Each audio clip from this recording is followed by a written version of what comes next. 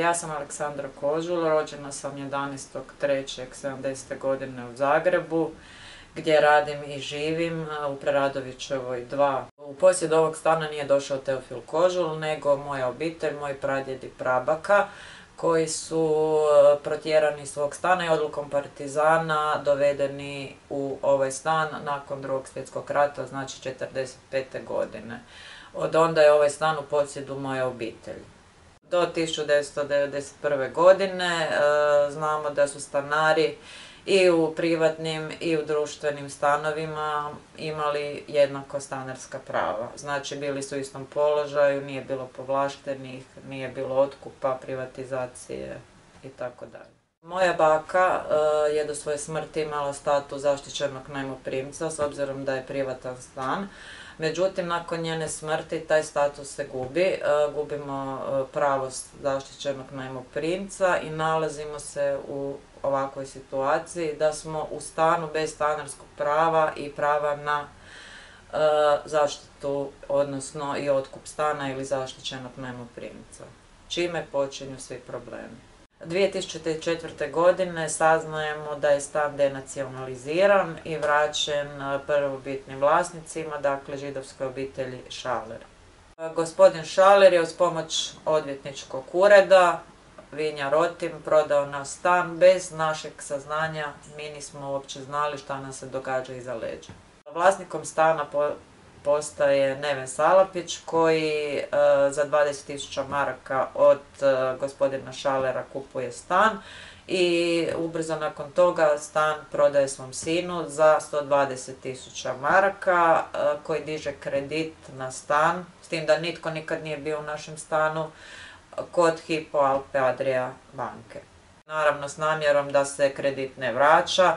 Mi smo tu poslužili samo kao paravan, on je u biti namjeravao izigrati zajedno sa Hypo Alpe Adria bankom i oprati možda novac na taj način, dići veću svotu novaca i tako dalje. Mi u tom trenutku ne znamo da je naš stan prodan, niti šta se događa nama iza leđa.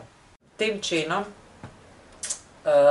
davanja kredita, znajući da kredit neće biti vraćen, stan završava na licitaciji, čime Hypo Alpe Adria banka namjerava vratiti novac za koji je unaprijed znala da neće biti vraćen.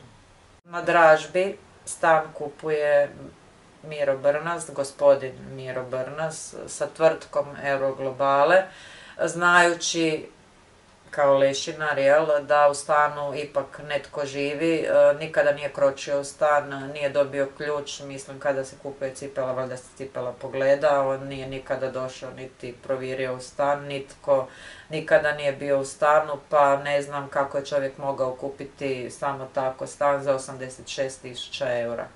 S obzirom da nam je stanarsko pravo uskraćeno, s obzirom da nismo bili u mogućnosti legalno otkupiti stan kao svi drugi građani Republike Hrvatske, s obzirom da je stan 2 ili 3 puta, možda i više, preprodan iza naših leđa, ja odluku suda o deložaciji smatram nepravednom, niti ju prihvaćam ja, niti moja obitelj. Ja sam svakako za pravnu državu i zagovornik sam prava i pravne države Republike Hrvatske. Međutim, u ovakvoj državi, ovakvi zakoni koji se donose na ovakav način i izvršavaju na nepravedan način, svakako trebaju biti mijenjani i ja ih kao takve ne prihvaćam. Ne prihvaćam pravosuđe, ne prihvaćam pravdu ove države za koju su se borili kao moj brat, tako suprug i da ne nabrajam dalje. Sama deložacija je sprovedena bez našeg znanja, niti smo dobili ikakvu papirologiju, niti smo obaviješteni od suda, od odvjetnika, od bilo koga, nego samo su jedan dan pred vratima se pojavili, to je bila prva deložacija, pojavili sudski ovršitelj s policijom. Na svu sreću tada sam u stanu bila ja, pa sam reagirala, nazvala sam odvjetnicu, supruga, reagirali smo i uspjeli smo spriječiti prvu deložaciju. Potom dolazi, uzeli smo odvjetnika, napravili smo sve pravne korake koje smo mogli. na koje smo imali pravo da izbjegnemo deložaciju, dolazi do druge deložacije o kojoj isto nismo bili obaviješteni pismenim putem. Imali smo nekakve garancije od odvjetnika da do toga neće doći. Nismo pozvani na sud u ni u kakvom kontekstu, niti smo dobili ikakvu papirologiju. Kad je došlo do druge deložacije, supruga i ja smo se nalazili u autu. U kući je bilo maloljetno dijete sa psom, otvorilo je vrata policiji, naravno, misleći da se radi o sigurnim osobama pred kojima ne bi trebala osjećati ikakav strah. Nakon toga panično nazove i plačući govori da je pred vratima 10-ak ljudi, da govore da će nju odvesti u dom, psa u Dumovec, da će nas istjerati iz stana i tako dalje. Mi dolazimo u stan, jureći kroz crveno i tako dalje, suprug koji je srčani bolesnik i ja trčim u kući, zatečemo 10-ak ljudi ispred stana, bravara, socijalnog radnika koji je pozvan jer je dijete bilo samo, znači da mi nismo došli, deložacija bila bi sprovedena sa maloljetnom osobom, bez prisustva nas kao roditelja. Ulazimo u stan i pokušavamo naći neko kompromisno rješenje. Zovemo odvjetnika, pozivamo se na izuzeće, zovemo policiju da nas zaštiti, ne znajući za udrugu Živi zid, međutim organi vlasti kao i sudski ovršitelj grubo, nasilno, neprofesionalno, bez ikakvog suosjećanja, bez ikakve fleksibilnosti, ne odgovaraju na naše molbe, na naše upite, na naše zahtjeve, tražeći momentalno da uzmemo najnužnije stvari i selimo. Gdje? Na ulicu. Kamo? S maloljetnom djecom. Dijete plačući odlazi u sobu, brinući se što će biti s njom, što će biti sa psom, hoće li završiti u domu. Na svu sreću drugo dijete, isto maloljetno, nije bilo u kući. Ja ostajem u kuhinji, suprug u jednom momentu gubi kontrolu, odlazi u sobu, uzima pušku za koju postoji dozvola, koju čuva kao uspomenu na preminulog prijatelja, pukovnika, dragovoljca Hrvatske vojske, i peruje pušku prema policiji i organima vlasti. S obzirom da nije znao više kako se snaći u tom trenutku.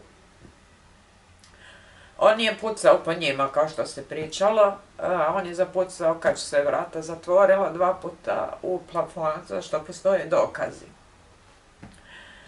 Nakon toga svi zajedno sjedamo u sobi na trosjed. Ispričavam se. I razmišljamo šta poduzeti dalje. Sjedimo i suprug moj ne odustaje dok nije dobio zahtjev da se ta odgoda ipak deložacije izvrši. Kad je ta odgoda stigla, suprug je rekao i naravno da će oružje ostaviti i na podu u sobi i predati se bez ikakve sile i bez upotrebe bilo kakvih eksplozivnih naprava, bez upotrebe oružja i tako dalje. Tako je bilo, ja izlazim sa suprugom van, bojeći se za njegovu sigurnost, jer je pozvano ne znam koliko specijalaca da bi demonstriralo svoju silu. Pričalo se o talačkoj krizi i tako dalje. Zblokiran je bio cijeli Cvjetni trg, S tim da moj muž je izrekao te sve prijetnje u afektu da će dignuti plin, da će dignuti sebe u zrak i tako dalje, da je niko nije bio ovdje zatočen kao talac. To je javnost krivo percipirana. Novinari su naravno iskrivili istinu. Policija je demonstrirala svoju silu nakon što su pozvani njegovi prijatelji i zapovjednik policije. On se dobrovoljno predao i oni su ušli u stan, uzeli oružje kako je ostavio i kako je rekao. Ovo je ulaz u našeg stana, znači ovdje su ušli policajci, sudski ovršitelj, bravar i ostali. Oni su svi se nalazili ovdje, negdje smješteni na ovoj poziciji. Suprug i ja smo stajali kraj stola i pokušavali naći nekakvo razumno, mirno rješenje, kontaktirali odvjetnicu i tako dalje. Međutim, kada nisu pristali na nikakav dogovor, nikakvo suosjećanje, nakon što je kćer rekla da će biti odvedena u dom, pa su smješteni u Dumovec, da uzmemo najosnovnije stvari i izađemo na ulicu. Suprug je u momentu otišao. Dok sam ja stajala ovdje, suprug je u momentu nestao u sobi. Otišao je po automat Kalašnjikov koji je stajao na vrhu ormara. Naravno, kao spomenuo iz rata da djeca ne bi mogla do njega. Uzeo je metke, vratio se ovim putem u brže, u kuhinju i uperio je pušku na organe koji su se nalazili u stanu. Ja sam cijelo vrijeme stajala ovdje i tvrdim i odgovorno ću tvrditi da tek kad su oni izišli van, znači iz kuće, moj suprug je opalio 2 rafala u plafon. Policija je skinula dio plafona da bi vidjela koliko je metaka i gdje je ispaljeno.